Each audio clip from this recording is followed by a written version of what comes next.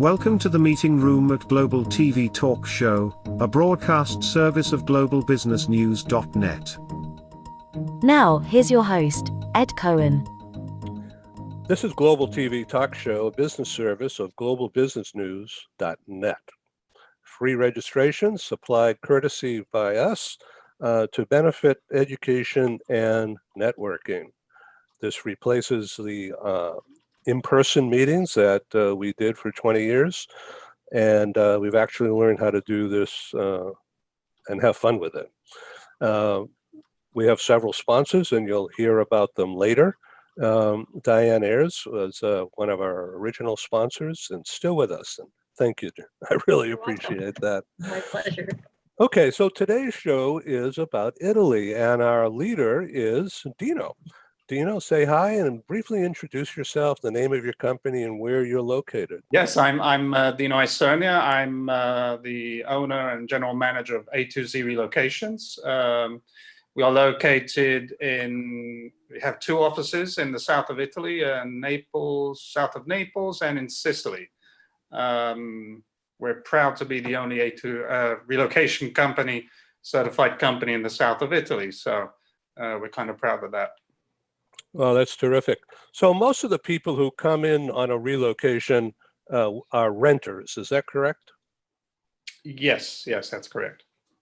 Right. And do people not want to leave, not want to depart once they arrive in Italy? Well, there's always a Neapolitan saying that you cry twice when you come to Italy, when you arrive and when you leave. So if that answers your question. Well, as you can see behind me, there's a picture of Venezia there, and that's one of the narrow canals. And that white building there, you see bottom floor with trees behind it. That's a fancy restaurant right there in the neighborhood. So just so you know, we have with us Mark Anderson, who's an experienced travel agent for 20 years or even longer. And he is an expert in the Etruscans. And as we get rolling, he's going to talk to us about famous Etruscans and where are they now. So Mark, why don't you do about 30 seconds here to introduce yourself and adventure travel. Well, thank you, Ed. Thank you. Ciao, everybody. My name is Mark Anderson. It's actually Adventure Vacations, and we've been around for quite a while. We're based here in San Diego, California, and I've been going over to Italy for about 40 plus years and just love it. I've got an entire library of moved to Italy, found an old farmhouse, started a new life, but have yet to do it. But I certainly love Italy, and we do a big business, particularly in the off season, which is the least expensive time to go, from October through March mostly, and of course in the shoulder season and the high season as well. And we specialize in independent leisure packages, air, hotel transfers, private car rentals, and of course I wanted to say a couple of good things about Tuscany today. So later on we'll perhaps talk about agriturismos, which is a really new concept in lodging and staying in Tuscany. So good. All right. Well, thank you, Mark. We'll get into all this later. I need to adjust my screen here a little bit. Okay. So let's begin. Dino, so are you in lockdown now? No, because actually last night there was a new the PCM, which is basically a law that indicates the series of lockdown, and we've gone from a very minor lockdown towards a 3-tier lockdown: red, orange, and green, and it's basically based on the regions. For example, Naples, Napoli, or the Campania region at the moment is in green. So that means there are some factories or some issues, some places that are locked down and some are not. So we're not actually in a lockdown. But in the Lombardy area, Milano, Brescia, they are actually in red, so they'll be locking down quite soon. Got it. Okay. So, Andrew, have you been to Italy? Yes, as a matter of fact, my grandmother was from Naples, so yeah, small world. But yeah, I've been a few times. I have yet to explore much of, well, so Naples is as far south as I've been, so I still need to go to Sicily and a few other locations. But yeah, it's a beautiful country. Yeah, for sure. Your surname cannot give you away. See that's Right, exactly. Right. So, in better times or in normal times, Dino, do you help relocate people into the U.S. and other places? the majority of what we do is a destination service provider, so it's local. We do actually assist with the armed forces, the U.S. Navy, for some outbound. It's very few. We have a big Navy base in the south of Italy, in Naples and Sicily, U.S. Navy. So there are clients as well. So we do very minimum. Typically, it's the admiral, the senior officer who needs a little bit more of an expertise when they move. Yeah, that's cool. Okay, so to what extent are you tied in with relocation companies? Well, we work with all RMCs, global mobilities. We're quite tied up with even local relocation companies. We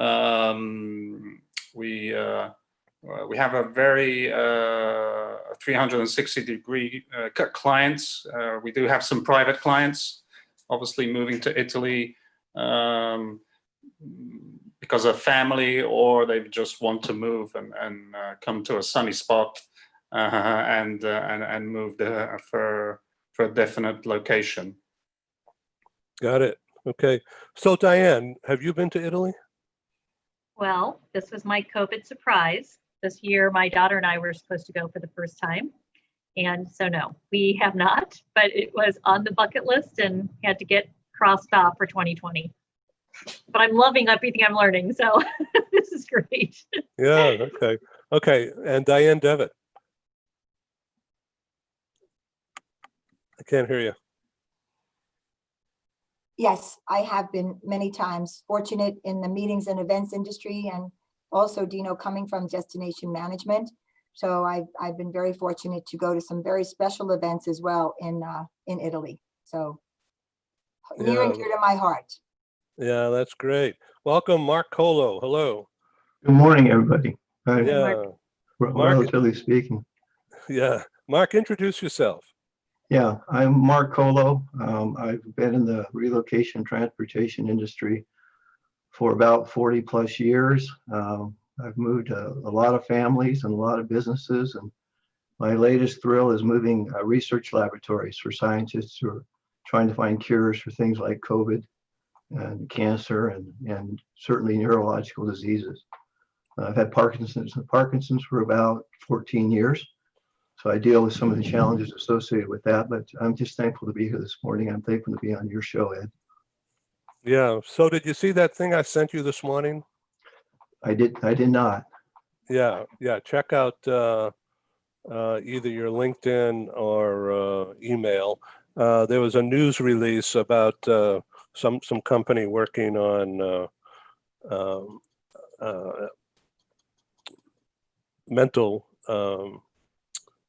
health and found some kind of a breakthrough in their research. So I sent that to you. That's great. Thank you, Ed. Yeah, you bet. Mark, Mark is a charity. Mark has a charity of which he's a co-founder, and a director called findcures.org. And of course, it's about mental health and neurological diseases. And the new name of it is a beautiful name. Find Neuro Health. So if you just put in your browser, find neuro health, it'll pull our website up. We're Yeah, excited cool. about it. It's more focused toward the general public, whereas our other URL that we had, the other address we had was more for universities and funding research at the university level. Yeah, good. Okay, so are the two websites connected? They will be, yeah. I think if you go to Find Cures, if it doesn't today, in the next few days, it should direct forward directly to the Find Yeah. Neuro. So that's findcures.org, and then the other one. So we'll show that. If you want to show your logo in the chat, if you can do that, it's quite all right. Or you Let's want see to if I type, can do that. if you want to type that in and let everybody know about it. Okay. It's our favorite charity on globalbusinessnews.net, and we promote it all the time.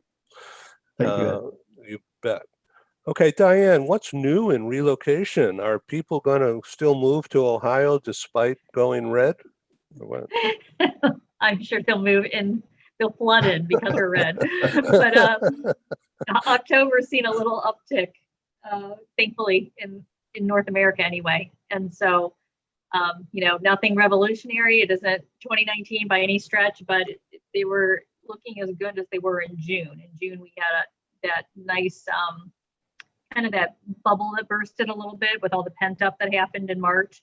So we're feeling that, and just in the different calls and so forth we've been on, we hear that that's going to carry on for a little bit. And then we'll see what 2021 brings us and how everything moves forward. But so far, we're as pleased as we can be considering the circumstances.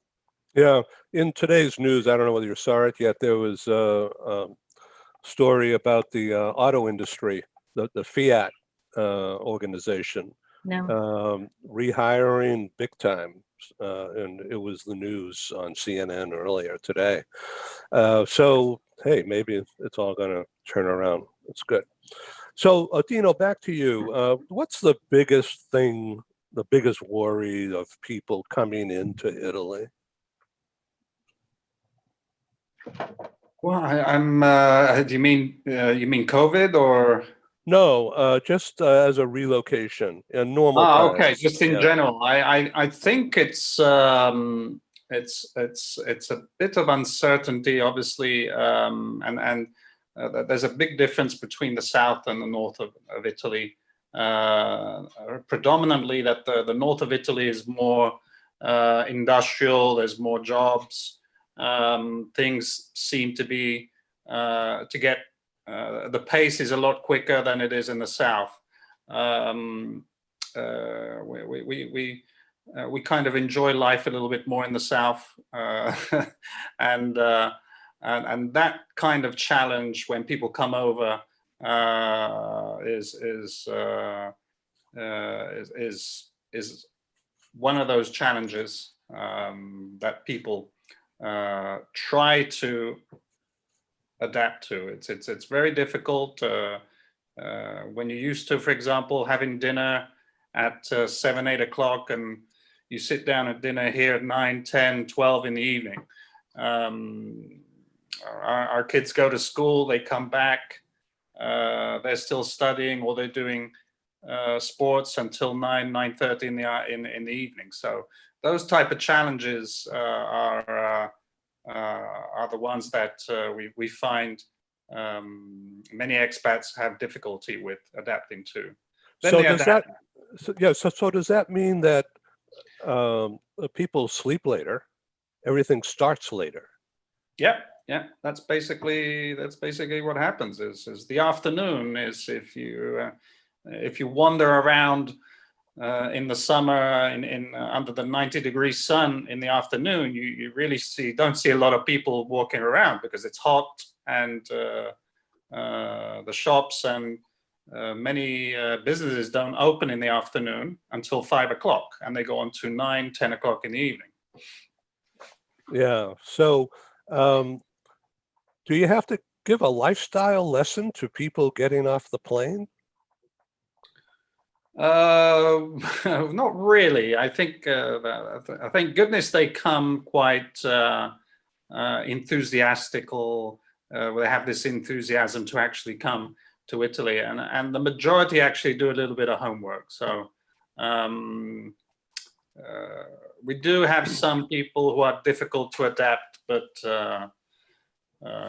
they soon adapt. You either adapt or you have to adapt. It's Italy's not going to change. Right. Yeah, it's interesting. So Mark Anderson, back to you on the leisure travel idea. Sure.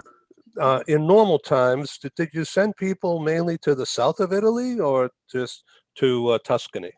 Well, primarily it's to the big three, which has always Venice, Florence, in Rome. And now we have some people reaching out towards Cinque Terre and of course the Amalfi Coast, which have long been popular. But the beauty of Italy is that they have the central rail lines, which essentially goes from downtown to downtown to downtown. So it makes it very easy to get around virtually the whole country by rail. But I always encourage people to rent a car and get off the main drags and out on the back roads. And I frequently will tell people if I had 2 weeks left to live, I'd probably spend it driving around the back roads of Tuscany.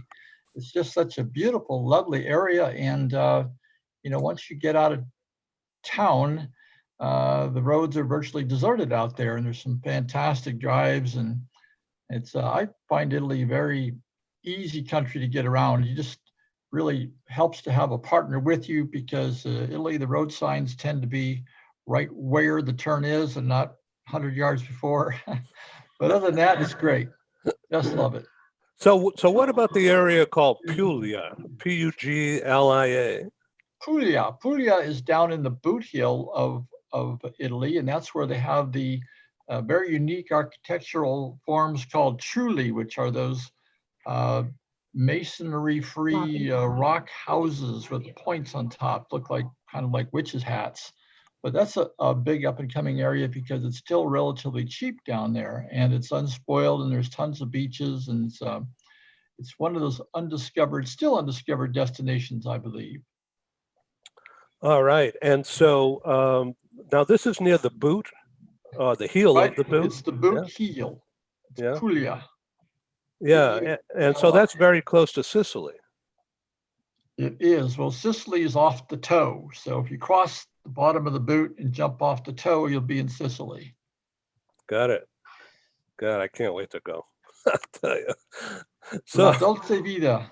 Yeah, well, whatever. I want to welcome David Tompkins. Put your mic on, David. Say hello.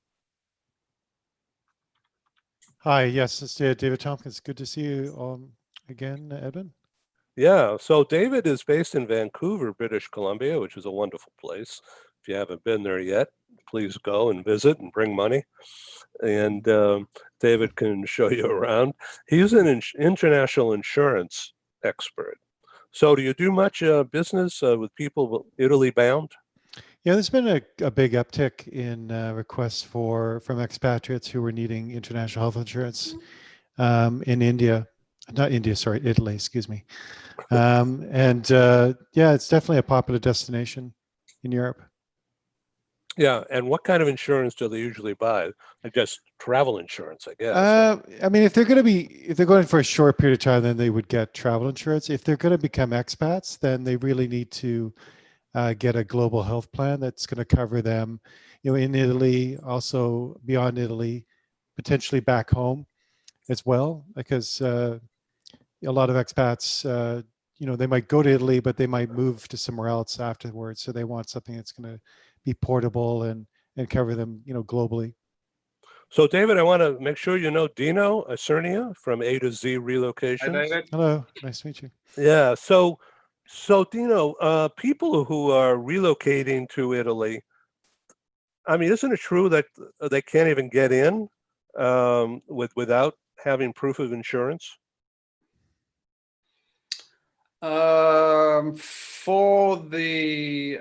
That's slightly true.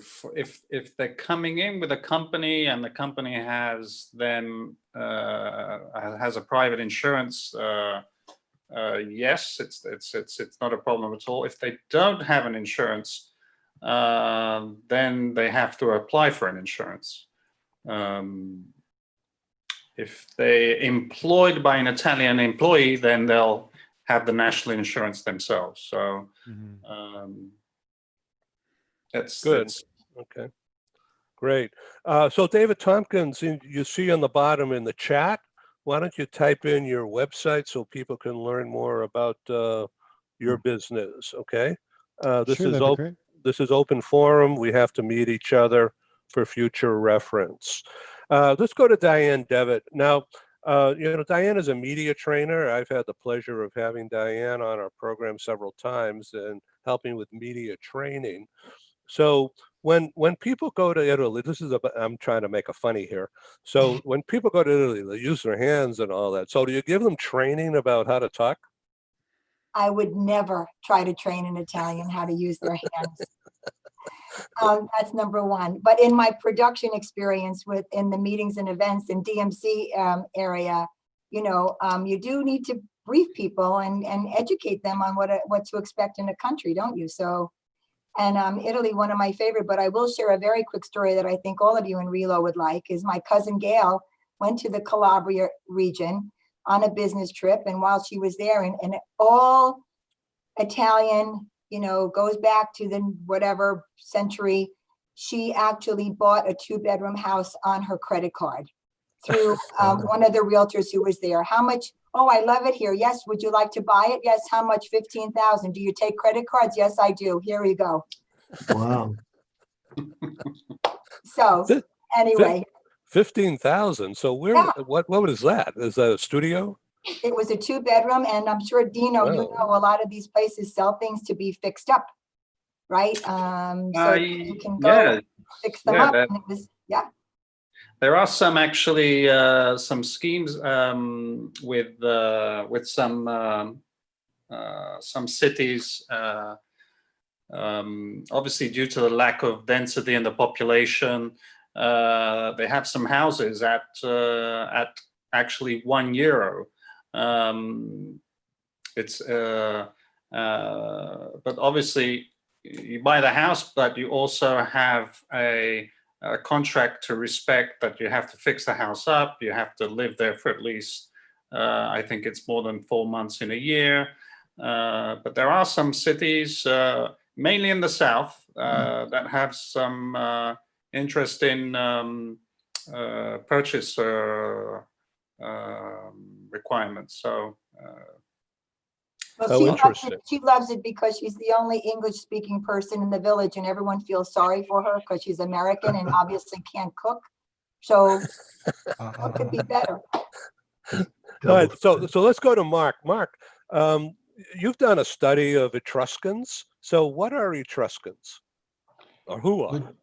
Oh, the Etruscans, Tuscany to me is pretty much the cradle of Western civilization. If you really study, the Renaissance, that's where it originated in Florence. And the modern humanist thought that finally separated from the church originated in Tuscany, and everybody is anybody was from there. Michelangelo, Da Vinci, Dante, Galileo, Americo Vespucci, whom this country is named after, they all came from Tuscany, which is literally about the size of San Diego County. It's not really that big, but just an amazing amount of art and architecture. And most people really only go to see Florence, which is the capital. And once you get out beyond there, that's when you really get into the vineyards and the rolling hills and the real beauty of Tuscany. But the Etruscans have been around for 3,000 years. They were originally about 1000 BC until they collided with the Romans, and the Romans pretty much wiped them out. But the Etruscans kind of taught the Romans how to do what they do, and that's kind of a debatable point of history. But interesting, yeah. So you like Montepulciano, right? I love Montepulciano. I love Montalcino is my favorite place. That's where my friend Ferenc Mate has a vineyard, and he recently discovered an Etruscan city on his property. And so now, in addition to making wine, they're excavating this entire city, in his backyard, literally.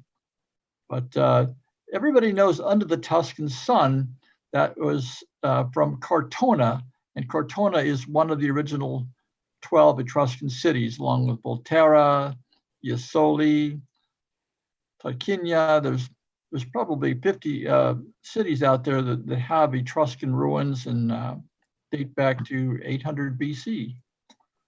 So Joanne and I stayed in Cartona area. I know there's a big lake down below the mountain where the village is.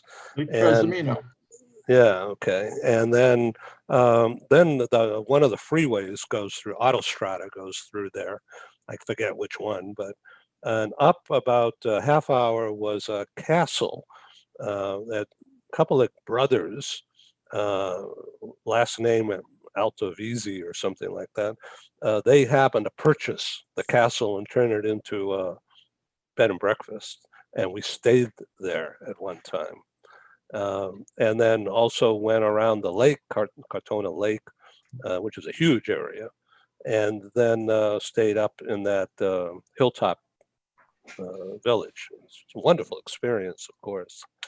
So Dino,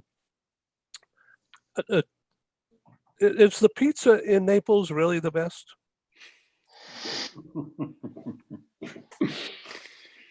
I'm afraid so, yeah. So is that thick? Is the crust thick, doughy, or Yeah. more small? It has the sponde we dice. We say it's the around the pizza. It's quite high. It's quite fat, but in the middle it's very, very thin. It's not crusty. It is a bit doughy, but you know, I'm a pizza lover. I can eat pizza every day. So, and I eat a lot of pizzas everywhere I go. So, take my word for it. It's very, very difficult to find a bad pizza in Naples. That's wonderful. All right. So Diane, I can see that you want, Diane Devitt, I see that you want to jump in here and say something. Well, anything about pizza. I want to invite Dino to Bleecker Street in New York when he comes, so I can take you on my pizza visit. Andrew, you know what I'm talking about, right? There are about 6 or 7 pizza places that go back, you know, for in our country to the late 1800s is old. And it's just so wonderful. It's very old Italian neighborhood to taste the different pizzas in the region. So that's what I was laughing about when I heard you say that. Yep. Yeah, Okay. I'll take you up on that when I come to the US. I haven't been to the US since I think 2 years ago. I was in Seattle area, and I traveled a lot because before I was in before forming an A2Z, I was working with the US Navy, and we used to travel a lot to Florida, Pensacola, kind of few Navy bases. I know a good place in India Street in San Diego. Oh, yeah. Yeah, we were just there recently. There's a place there, well, several places, but one of our favorites is called Sorrento. So, yeah, of course. There's some great places in San Diego as well. So, yeah. Andrew, let's go from pizza to technology. What's the latest application of technology to the travel mobility business? Sure. So so myself and the CEO of Geneva Relocations are having a talk at the end of this month. I'll send you over. Actually, I believe that you have the link for it, but you know, you're familiar with Pierre. Yeah, Pierre. Doing a real deep dive into a lot of the tech, but actually even keeping it kind of Italy specific. Before we had this call, I had a conversation with a couple of friends of mine that had moved to Italy, and they thought, oh my gosh, I realize as I'm talking, and Diane, you'll smile about this, my hands are going. So it's an unconscious Italian thing. You can't, even though I'm second generation in the US, you can't beat it out of us. So one of the pieces that they wish that they had seen more of, and Ed, you and I have talked about things like VR and AR and how to kind of immerse yourself into the area beforehand. They had just graduated university. One of them was originally from basically Silicon Valley area of California, and another's from Australia. And they had met during a study abroad trip in Rome and had this beautiful vision of what Italy was. And they decided, you know what, we're going to make the jump. We just graduated university. It's time to move. And when we had our conversation, it was a fun Zoom call over what the challenges were that they faced. And a lot of them were just around like expectations. They thought, oh, we just went in, it's going to be super easy to get a job. We obviously know the culture because we did a study abroad trip, and they did the study abroad in Rome. We're living up in Florence, so obviously differences of the region, and then assumptions of getting a job, going through any of the government regulatory pieces, adapting to the language, learning that. So I think a lot that technology can help us with, even if we're looking at something like conversational AI, is to hone your language skills, because obviously a lot of the major cities, they speak English, but not having the assumption that they will speak your language when you arrive, and then understanding a lot more of the culture or the area, kind of taking a tour beforehand, immersing yourself. So then you can acclimate much more. Even on the corporate side of the house, some of the challenges that I've seen outside of like the regulatory piece of going through, like, hey, we need a visa, we need all of these steps in order to be compliant in the space. A piece I always kind of enjoy, because I tend to overdress wherever I go. Again, maybe that's something that you can't beat out of me, but that is a big cultural concept, especially in Northern Italy, that, and Dino, you can correct me, my Italian's terrible, but it's called bella figura. So like basically the idea that you want to, that they really appreciate aesthetics. And when you have let's say a US executive that goes into Italy, and they assume that, oh, I can just wear a button down and that's perfectly appropriate. And then they arrive in Milan and then realize everyone is dressed to the nines. They're all very, very sharp. They appreciate aesthetics. They appreciate professionalism in their attire, and they have to go shopping.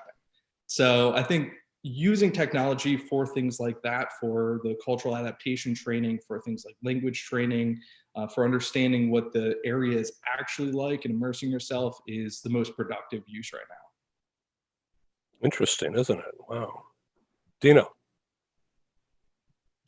Yeah, that's it is a challenge. It's changing. I think with the younger generations, the tie, the suit, it's starting to blend. Obviously, also based on what type of jobs are actually out there now. Because with the newer jobs, with the new startups, they're all young lads. They're all dressed up as young people will. So we're starting to see a trend in that as well. But it is true that we do like to dress up, on a Saturday, Sunday, or if we go to work or if we don't go to work. It's we like to have a good appearance and have and be with a good bella figura, which means you don't want to let people down. It's more about what others think about you, in fact, of what you think about yourself. Sometimes the way you dress. So. Good. Well, thank you for this. We're going to show about 4 minutes of commercials here, so we can pay some bills. And I want to, on the other side, I want to talk about video and about travel, use of video to sell travel or to educate people about what a relocation will be about as well. Andrew, if you could bring in the tech side of this, particularly virtual reality, or do we have to look through big glasses in order to see that? So Paul, when you're ready, why don't we begin? This will just take a few minutes, and I think you'll find it interesting. And now a word from our co-sponsors. Our programs wouldn't happen without the wonderful support of our advertisers. Here they are.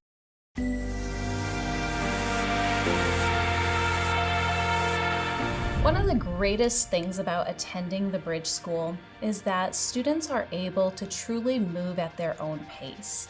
Students who are advanced learners can move more quickly through the curriculum. Students who are struggling can slow down and take a little bit more time and get additional resources from their teachers. Also, the typical school in a school district is following state set guidelines and standards, and they're following the pace of the entire class. And that isn't always conducive to students. The Bridge School partners with Strong Mind to provide this award-winning curriculum. And with that, students are able to trust and know that they're learning a curriculum that is built on standards that are national standards, that are research-based, and they're chronological based on how students learn. So students can actually go forward and learn that at their own pace and not have to worry if they are meeting the standards that are set forth by the state. They can know that they're learning what needs to be mastered in that course to be successful.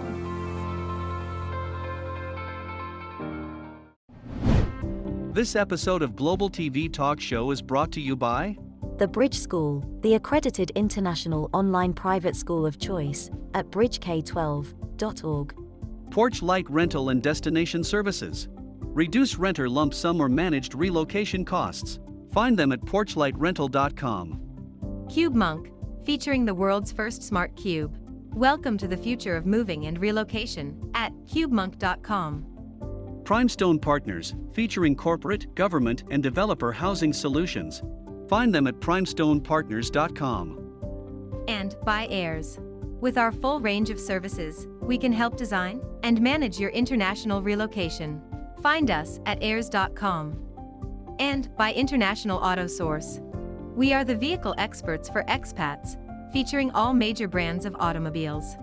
On the web at intlauto.com. Hi Rob and Eva. I just want to say thank you guys to support me to purchase my new vehicle here in USA. And we are enjoying a lot this new vehicle, Mateo as well. Say hello Mateo to Rob and Eva. And thank you so much. Have a good day. Bye bye. As an expat moving to the USA, relocating is exciting, but it can also be stressful. Getting a car, truck, or SUV for personal transportation is usually a high priority. That's where International Auto Source comes in. We make getting the vehicle you want for your work assignment or academic program easy, so you're ready to drive when you arrive. Our product specialists have helped over 50,000 expatriates with their personal transportation needs, making us the largest international auto retailer in the world. International Auto Source gives you flexible payment options to buy, lease, or rent a vehicle from the world's leading auto brands, arrange financing on a purchase or lease without a U.S. credit history, social security number, or driving record, get full insurance coverage, and get approved easily through our low-rate factory-backed financing programs. And because we're an authorized distributor of the world's leading automotive brands, our no-haggle prices are competitive, and the buying experience is hassle-free. We'll even guarantee your new vehicle will be ready the day you arrive. With over 20 years of experience in the global community, we are the vehicle experts for expats. We are International Auto Source.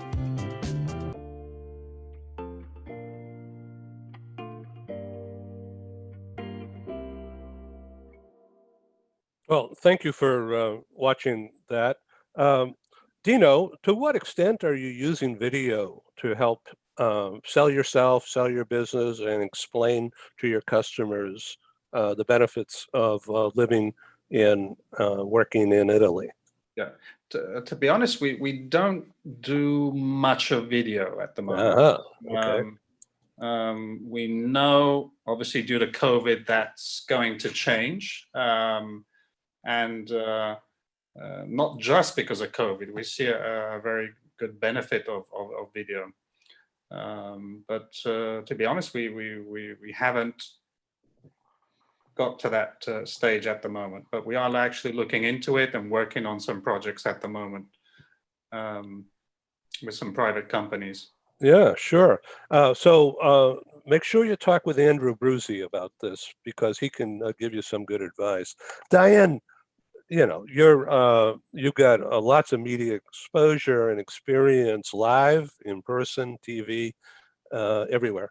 So how do you think about video? Just, briefly give us your professional insight. Well, I think video is going to replace written word more and more. I think that I'm actually involved with a couple of platforms. One is called Gather Voices now, and it's and the more that I see these growing, I think people want the authenticity, that I can look at you, you can see me. I think that the younger generation, especially, less and less want to write. So I think there's a real it's not going to go away, and it's only going to force us to get better and better at it. Yeah, great. So in the media training sessions that you've broadcast on Global TV with me, you've stressed, well, look at me, I'm looking right at the camera, not at the screen. And I've got glasses on, so I've got to either take them off or look down, so there's no light. And the lighting on the top of my head is probably too bright right now. Maybe I should shut this off and go dark. Oh, too dark. Oh, maybe not. It's spooky, isn't it? So you I'll see, everybody, Ed, listen to me. You see, yeah, see that? See all the checklist that's going through his head. I just actually finished a presentation, executive presence coaching for the visual stage. And the bottom line is this, it depends on a lot of factors, but if you are out on the screen in front of an audience where the impact of your message is expected to bring results, then just like the aesthetics of dressing well, you need to pay attention of the aesthetics of being perceived well. We have 3 to 7 seconds to make an impression, and increasingly quick, that happens very quickly when you're on the screen. Yeah. So also the background, like you have that panel screen behind you and that wild looking plant that's attacking you. So eucalyptus. Yeah, I have a basic screen behind me, and I personally keep my backdrop neutral, because think about the analogy to an anchor or a news person. When you're speaking, if your background is so beautiful that visually I'm looking at your background, I'm not hearing your voice. It's the way our sensory communication works. The visual will take over on the super highway of your senses, and I won't remember what you said. So if I want you to really listen to my message, which you're only going to remember 15% of anyway, it really does make a matter what's behind you. Great. Okay, Andrew, let's talk about VR and AI. So, you look at these stupid glasses, but what you get out of that is a cool experience. So, what's happening? How can it be applied better? Oh, that's a cool logo you have there, Mark. That's the new logo. All right. I'm listening to Diane. Yeah. Okay. I'll shut up. So Diane, about the logo that Mark has, it's, Mark, why don't you move to the left or the right so people can see that head? Now, is that your head, Mark? It looks like it, I know. Yeah, doesn't it? Symbolically challenged, it's just as mine is. But no, I don't know where we got that head from, but we angled it just kind of like so you're looking up with hope, rather than looking down with disappointment or despair. So the angle matters. That's all I know about the head. No, I think it's really artistic, and it's really sweet looking. So Diane and Andrew, let's have a dialogue between you about video and AR, VR, Andrew, you go first, okay? Sure. So, and I'll try to keep it to kind of the tech piece of it, but so there's basically three categories that we most often refer to when we think of AR or VR. And so just to kind of define what we're referring to, so AR, augmented reality, that's when you're looking at whatever you're actually seeing, whatever is in front of you in proximity, and there's some kind of digital interface to that. So in some cases, it can give you directions, it can give you a heads-up display of what's going on, it can guide you in a certain way, those types of things. VR is an immersive virtual environment where you will have whatever space that you're in. I'll give you a fun example. One of the things that we're experimenting with actually over the summer was a virtual training space where you're entirely in a virtual office. You can interact with customers in a virtual situation. And we were even doing things like using ASMR and other audio inputs to generate response in the human brain to help you concentrate more, help you relax. So there would even be a break room in this environment where you could go in and listen to certain sounds that will soothe you. There'd be times when you have things like binaural beats in the background. So that was kind of fun, very nerdy stuff that we were working on.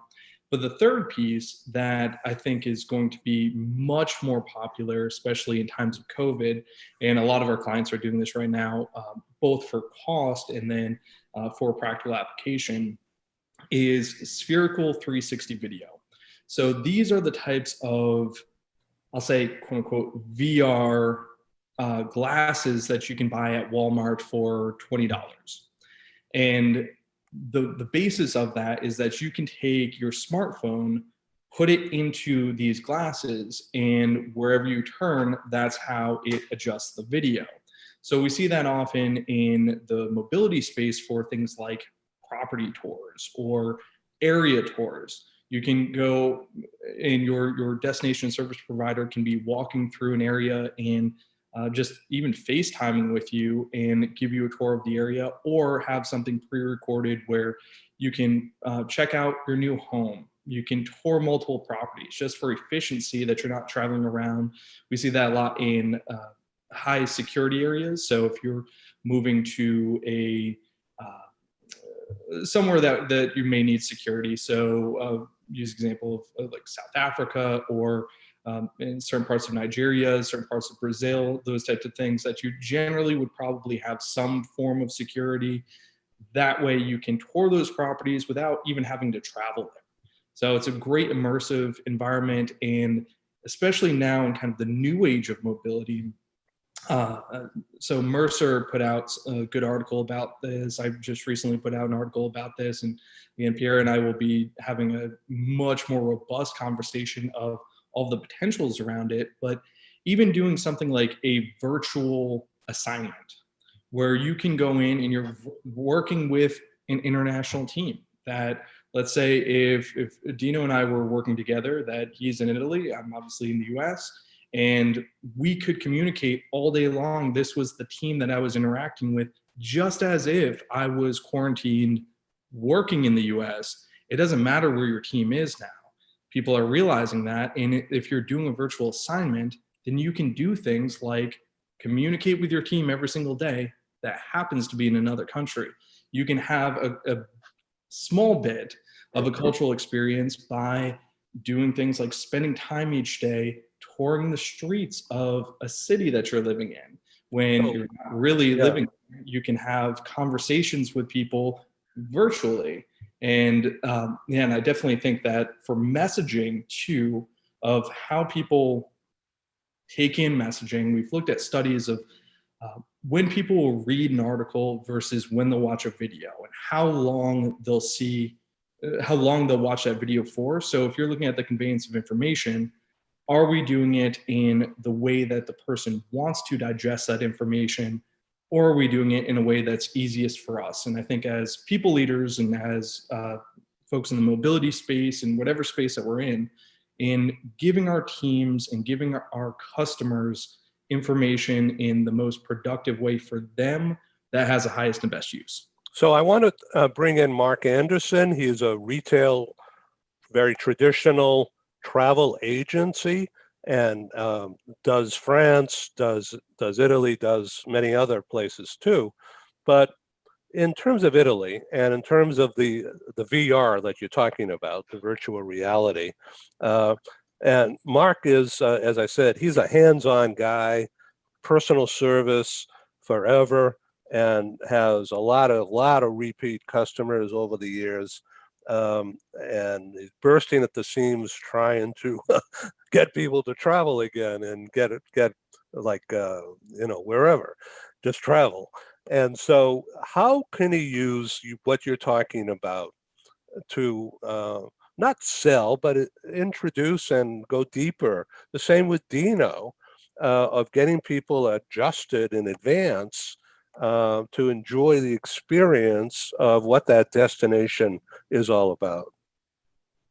Sure. No, that's a great question. So I'll use myself as an example before I travel anywhere. And this is if I'm looking for a hotel. That we have amazing technologies right now that are available that are free, and which is obviously the best part. And so things like Google Street View, where when I'm traveling, I'll look at a number of hotels, right? Try to figure out the area I want to stay in, and then take a tour of the area before I get there. That way, as soon as I arrive, even if I'm jet lagged, if I arrive there late, then I'll know that, okay, 2 blocks up this way to the left, there's a great restaurant. Or this was a really nice hotel, but the neighborhood just really wasn't something that I would want to be staying in. Those types of things that we can explore areas without ever leaving our living rooms. That we can, that things like Google Earth, Google Street View can immerse us in that space. And what I mentioned with spherical 360 video, the cost benefit of it is the general cost, even of a high-end system, since you're already using your cell phone for it, it'll cost about $50 a person. VR will cost, the sky's the limit with it because you're creating a virtual environment. So that could be 1,000 to north of 20,000, 50,000, those types of things. Augmented reality is a really cool thing as soon as you arrive in a certain area, or if you're doing things like virtual meetings where you can have, we all see it in sci-fi movies of sitting around a conference table and having holograms of people popping up around the table. That's Andrew, I'm sorry. I have an issue with this, which I'm going to interrupt and then I'll shut up. Please. From a meetings and events point of view, having been, right at the onset, because I love VR when it comes to destinations and this and that. But here's my biggest, look, you made my hands go, Andrew. You made me use my hands.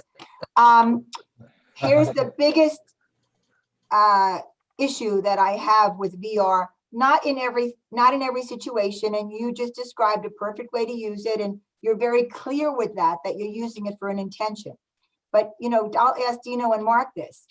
From a sake of selling a destination or selling or educating people in a certain location, what I am very keen about is there's got to be a pre-event staging before you put these, I've got this contraption here that's a do-it-yourself VR kit from one of my vendors, and then sort of a post-event. So I was at a huge travel conference, all of you would know it, and I would never forget this, whatever country it was, it doesn't matter. They said, sit down, look at our VR. Well, I sat down, they took me to the airport, I was greeted with the chauffeur limousine, went around, the sights, the smells, the flowers, all of this, and then back on the plane.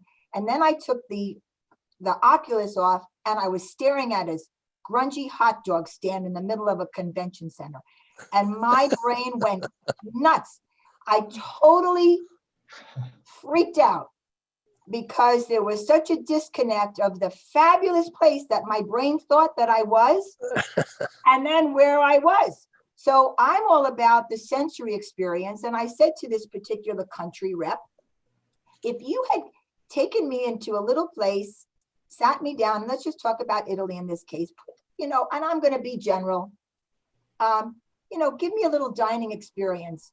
Give me the ticket from Alitalia, which I know is changing right now and all of that. But anyway, all of that, make me feel something tangible before I go on this virtual trip. And then when I come out, I want a piece of pizza because I need to train my brain that I'm back at this convention center. But does that make you all following me with this? Mhm. Everyone agree because I'm the only woman on the call and I need to be right. What? All right. I would totally agree. I totally agree. Hey, Mark. I think the preparation there needs to be a lot of preparation when you do things like that. But again, my question is to Andrew and to everyone is, when this whole COVID thing happily or definitely ends, because we know it's going to end sometime.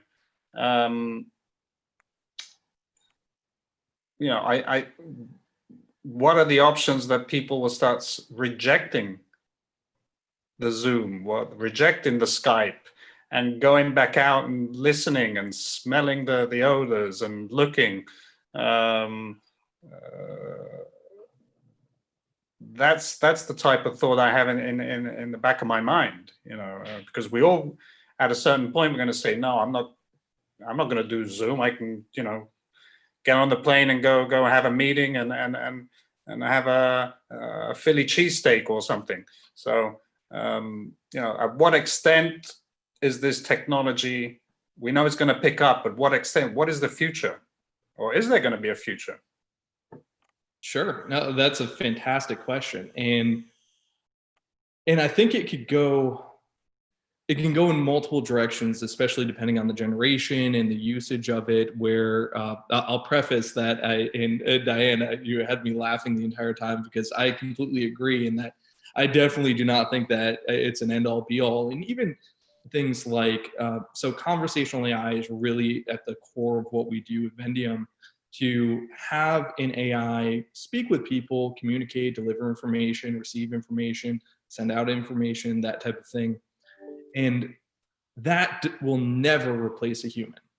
I use the term augmented workforce, where it will augment what you're already doing. So as long as it's a value add, that's beneficial. So the interesting thing that, Dino, you raised of what happens after this. And it's going to be one of a few different things. So great example, and since Ed mentioned that I'm in Walmart's backyard here. So Walmart is building this big, beautiful new headquarters. Right now they have 16 buildings that were converted warehouses. So they really stayed with that save money, live better model of, we have something here. So even though that one building is in the whole of their town, that's perfectly fine. Let's just convert it. Just keep costs low. Their new headquarters, they've reduced an entire building on because they no longer need it, since they have a proven basis of that we can communicate virtually, and there's a certain segment of the population that wants to stay remote. Now, the cautionary tale for us in mobility is that if that is the case, and if mobility volume continues to stay down, I think that there's going to be a whole lot of mobility organizations that will go out of business. That I'm sure, Mark, in the travel space right now, that there's no one traveling. So how do we pivot to be more agile and adaptable to whatever environment will come after this? Kind of putting our forward-thinking glasses on, of seeing like, hey, what could this look like? What environment are we going to be in? What are people going to want to do? What are they going to feel comfortable doing? And what are their companies going to sponsor? Because ultimately, I think for most of us on the call, our salaries are directly related to what companies are willing to pay for. And if they're saying, hey, my team is perfectly productive at home, they don't need to do this global assignment, they don't need to travel to a certain place, they don't need to have this conference in person, then we all could be out of the job. So it's how we adapt our own business models to be relevant in that space. Thank you. This has been really good. Mark Anderson, do you want to jump in and talk along about? with that virtual reality, I think one of the more traditional means has, in a very simplistic form, is movies. And speaking of Italy, there are at least 50 movies that people have watched, from Under the Tuscan Sun to Letters to Julia to Room with a View. Fabulous movies that stimulate the urge to go and to experience La Dolce Vita. Also, in terms of Google Earth, I think one of the new advances has been our clients have been able to go in real time and look at their exact room or their exact resort and just dial it in from outer space, which is pretty amazing. And there's just so much online. I'm looking right now. There's something just came, Tuscany Now and More, which is a complete travel guide online just for Tuscany. Just popped up.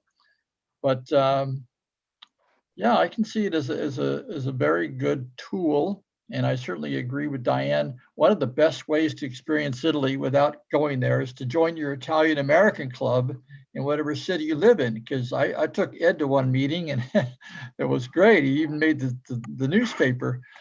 But a fun evening. But they do know how to have a good time. So I encourage anybody to visit your local Italian American society. Ciao. What made him hit the news? Is there an anecdote I'm missing? No, it was something the way I ate spaghetti, or I don't know. You troublemaker. You know, you have to teach him how to use the spoon. Right. Anyway, that was fun. We should go back there. They maybe have a wanted poster out there for me. I'm not sure. No, it was positive. So Dino, thanks for being my guest leader here today. If you'd like to sum up, I think we can go on all day, but we all have other things that we'd rather do. So Dino, sum up about your business, about yourself, and what you see coming this holiday season and New Year.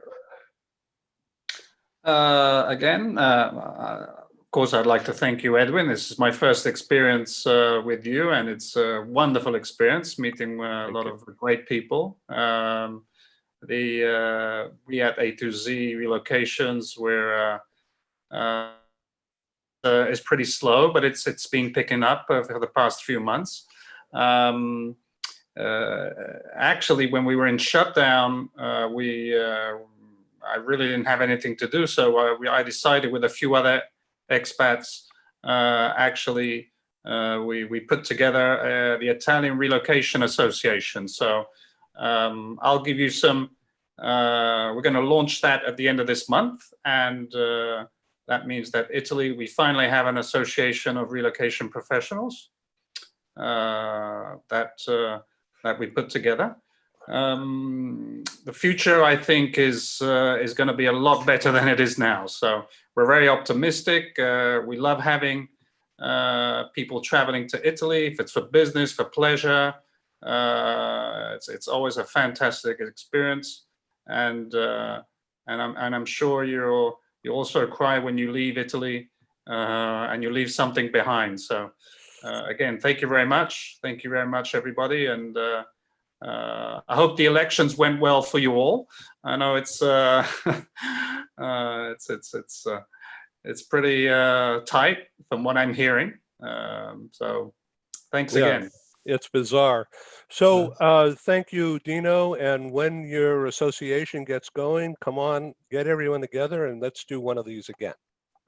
Absolutely. It'd be my pleasure. And thank you very much. Yeah, you bet. And Mark Anderson, thanks very much. Do you want to have a parting word about the Dolomites or Venezia or some other place? Oh, I think you said it all, Ed. You and everybody else in the call. Italy is just the best place to have a great time. It's almost impossible to have a bad time there. So I encourage everybody to go experience La Dolce Vita or Dolce Fa Niente or however else they say it. So ciao, Bella, and talk to you soon. Thank you. Mark Colo, is business good? Getting better for you? It's still a bit slow, Ed, but there's some signs that it's picking up. I just wanted to say that I love Italy. I've had the privilege of being there about 3 or 4 times. And I think it's been 4 times now. And 3 of those times I was there on Easter morning, as luck would have it. And I was in Piazza San Pietro. And I've never seen so many people in one place. I mean, it was shoulder to shoulder. Couldn't move an inch. Well, that must have been a beautiful time. Pretty exciting to be there. So anyway, my favorite country, aside from the U.S., is Italy. Yeah, just speaking on that, every time I go to Rome, I go into the big church, St. Peter's, and I just marvel at the size of it and all the artwork and the beauty of the whole thing. It's immense. It is. Eva Tompkins, thanks for being on the program. Hope to see you again. Definitely, it was a great event, and definitely was in Italy last year. I loved it. Oh, that's cool. Andrew, always a pleasure to get your insight on stuff. And I'll be on your show with Pierre Geronimo, and so talk to you soon. Thank you all. We got to sign off. Ciao. Grazie. Thank you for joining us in the meeting room at Global TV Talk Show. Have a wonderful day, and stay safe.